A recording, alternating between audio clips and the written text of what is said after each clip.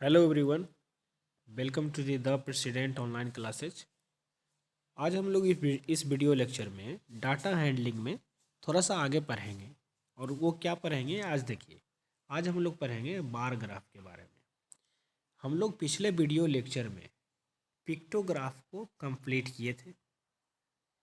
Pictograph जिसमें हम लोग किसी भी डाटा को पिक्चर के रूप में रिप्रेजेंट करते थे, और या तो किसी भी पिक्चर को, पिक्टोग्राफ को कैसे डाटा इंटरप्रेट करते थे, वो हमने 2 वीडियो लेक्चर में कवर किया। आज पढ़ेंगे बार ग्राफ। तो सबसे पहले समझिए बार ग्राफ क्या होता है। बार ग्राफ भी सिंपल डाटा को रिप्रेजेंट करने का तरीका है। अलग अलग ये सब तरीका है। ये जितने भी ग्राफ हम लोग पढ़ रहे हैं, चाहे वो पिक्टोग्राफ है या बार ग्राफ है, वो सब अलग अलग तरीके का एक रिप्रेजेंटेशन है। सेम डाटा को ही अलग अलग तरीके से रिप्रेजेंट कर सकते हैं। तो बार हम लोग किसको बोलते हैं? आप देखते होंगे जो आयरन का जो रॉड होता है, रेक्टेंगुलर शेप में जो होता है, रेक्टेंगुलर शेप में, उसी को हम लोग बार बोलते हैं। तो वहीं से इस नाम को लिया गया बार ग्राफ, क्योंकि उसी के जैसा ये ग्राफ देखने को मिलता है। ठीक है, उसी के जैसा देखिए ये सब दिख रहा है रेक्टेंगल टाइप का, तो इस कारण इसका नाम बार ग्राफ दे दिया। अब देखिए, इस बार ग्राफ से हम लोग डाटा को कैसे हम लोग निकालते हैं, कैसे इंटरप्रेट करेंगे, वो पढ़ेंगे। और फिर नेक्स्ट वीडियो लेक्चर में हम लोग किसी भी डाटा को कैसे बार ग्राफ में कन्वर्ट करेंगे, वो देखिए। तो ये जो डाटा दिया है, नीचे जो है आपका दिया है नंबर ऑफ बुक्स रीड, यानी, और इधर दिया है नंबर ऑफ स्टूडेंट, यानी कितने स्टूडेंट कितने बुक्स को रीड कर रहे हैं, उसी का ये डाटा है। मतलब यहाँ देखिए, पहला जो है 1 से 5, 1 से 5 कहाँ तक है? 10। इसका देखिए हाइट जो है 10 तक है, यानी कह सकते हैं कि जो 10 स्टूडेंट हैं वो टोटल 1 से 5 बुक्स पढ़ते हैं। उसी तरीके से 6 से 10 बुक्स पढ़ने वाले की संख्या कितना है? यहाँ देखिए 8 है। तो जितना ज़्यादा हाइट, उसी को वो रिप्रेजेंट करेगा डाटा को।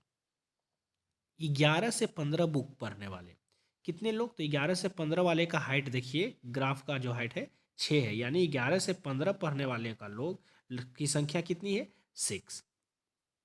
ठीक है, उसी तरीके से 15 से 20 बुक्स पढ़ने वालों की संख्या कितना है?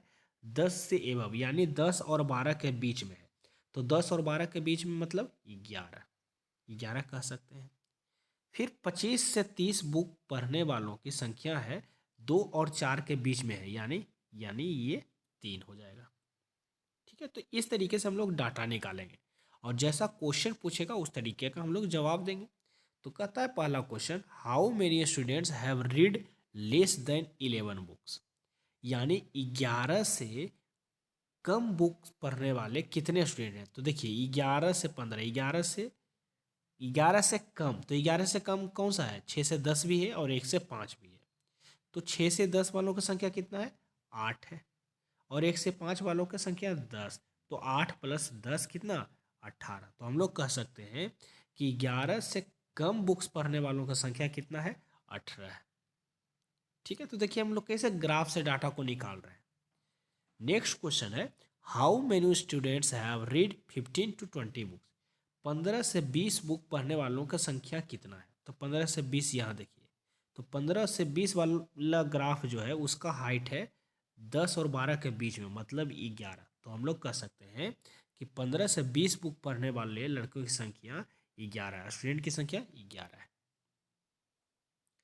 क्वेश्चन नंबर थर्ड है, how many students have read 25 to 30 books, यानी 25 से 30 बुक्स पढ़ने वाले कितने स्टूडेंट हैं? तो देखिए 25 से 30 पढ़ने वाले ग्राफ जो है वार का है, उसका हाइट जो है कितना है? 2 और 4 के बीच में, 2 और 4 मतलब 3। तो हम लोग कह सकते हैं कि 25 से 30 बुक पढ़ने वाले स्टूडेंट्स का संख्या सिर्फ 3 है। ठीक है, नेक्स्ट एंड लास्ट क्वेश्चन है, how many students have read more than 15 books, यानी 15 से ज़्यादा बुक्स पढ़ने वाले का संख्या कितना है? तो देखिए 15 से ज़्यादा मतलब ये वाला ग्राफ और ये वाला ग्राफ। 15 से ज़्यादा, 15 तक नहीं, 15 से ज़्यादा, तो ये 2 ग्राफ आ जाएगा, 2। तो ये देखिए, इसका तो हो गया 11, और ये जो है 3। तो 11 + 3 कितना? 15। तो हम कह सकते हैं 15 से ज़्यादा बुक्स पढ़ने वाले स्टूडेंट की संख्या 15 है। ठीक है, तो इस तरीके से हम लोग बार ग्राफ से भी डाटा को हम लोग निकाल सकते हैं।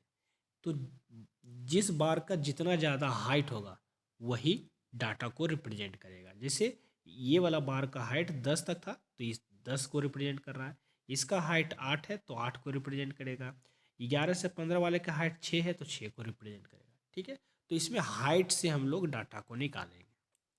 सेकेंड क्वेश्चन देखते हैं। सेकेंड क्वेश्चन है नंबर ऑफ स्टूडेंट और स्पोर्ट, यानी इसमें टोटल 4 अलग अलग स्पोर्ट हैं और स्टूडेंट के बीच का ग्राफ बनाया, वार ग्राफ बनाया है। तो देखिए क्रिकेट खेलने वाले स्टूडेंट की संख्या कितना है, तो क्रिकेट खेलने वाला यानी हाइट इसका देखिए 15, तो हम लोग कह सकते हैं कि 15 स्टूडेंट हैं जो कि क्रिकेट खेलते हैं। उसी तरीके से बैडमिंटन वाले का हाइट देखिए कितना है 25 तक, तो हम लोग कह सकते हैं कि 25 स्टूडेंट्स जो हैं वो क्या खेलते हैं, बैडमिंटन खेलते हैं। उसी तरीके से चेस खेलने वालों की संख्या कहाँ तक है, देखिए हाइट इसका हाइट जो है 10 तक है, यहाँ 10 है ना, तो 10 तक है, यानी 10 स्टूडेंट जो हैं चेस खेलते हैं। फुटबॉल वालों की संख्या देखिए कहाँ है, 15 तक है, यानी 15, तो हम लोग कह सकते हैं 15 स्टूडेंट ऐसे हैं जो फुटबॉल खेलते हैं।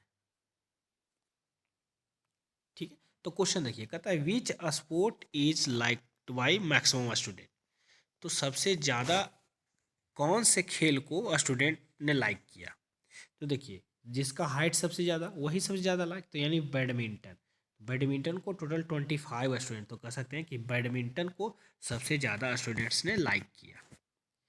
फिर इसे पूछें सेकेंड क्वेश्चन कि सबसे कम किस स्पोर्ट्स को लाइक किए, तो यहाँ देखिए सबसे कम हाइट किसका है, चेस का, तो हम लोग कह सकते हैं चेस जो है उसको सबसे कम स्टूडेंट्स यानी टोटल कितना 10, सिर्फ 10 स्टूडेंट्स ने लाइक किया। अगर पूछें कि टोटल कितने स्टूडेंट्स स्पोर्ट्स में पार्टिसिपेट किए, टोटल कितने स्टूडेंट, तो क्रिकेट में 15, बैडमिंटन में 25, चेस में 10 और फुटबॉल में 15, तो सबको ऐड कर दीजिए, 15 15 30, 30 और 10 40, 40 और 25 65, यानी टोटल 65 स्टूडेंट्स ने इन सारे स्पोर्ट्स में पार्टिसिपेट किया। तो देखिए इस ग्राफ को सिर्फ देख के हम लोग डाटा निकाल रहे हैं, कितना ईजी, बहुत ईजी है। तो किसी भी बार ग्राफ से डाटा को इन्फॉर्मेशन निकालने के लिए बस उसका हाइट देखिए, वो किस हाइट तक जा रहा है, वो किस नंबर तक गया है, उसी नंबर को वो रिप्रेजेंट करेगा, वही इन्फॉर्मेशन आपका है। ठीक है, नेक्स्ट वीडियो लेक्चर में हम लोग डाटा दिया हुआ होगा उससे बार ग्राफ कैसे बनाएंगे, क्या क्या नियम है और क्या क्या रूल्स फॉलो करने पड़ते हैं बार ग्राफ में, वो हम लोग सीखेंगे। जैसे हम लोग थोड़ा सा एक देख लेते हैं कि जैसे एक छोटा सा नियम है बार ग्राफ के अंदर कि जब भी आप बार ड्रॉ करते हैं तो ये जो डिस्टेंस है, दो कंजेक्यूटिव बार्स के बीच का डिस्टेंस हमेशा और हमेशा सेम होना चाहिए। ये नहीं कि यहाँ का डिस्टेंस कुछ और हो, यहाँ का डिस्टेंस कुछ और हो। नेक्स्ट वीडियो लेक्चर में ये हम लोग देखेंगे, सारे रूल्स को देखेंगे बार ग्राफ के लिए। ठीक है, थैंक यू।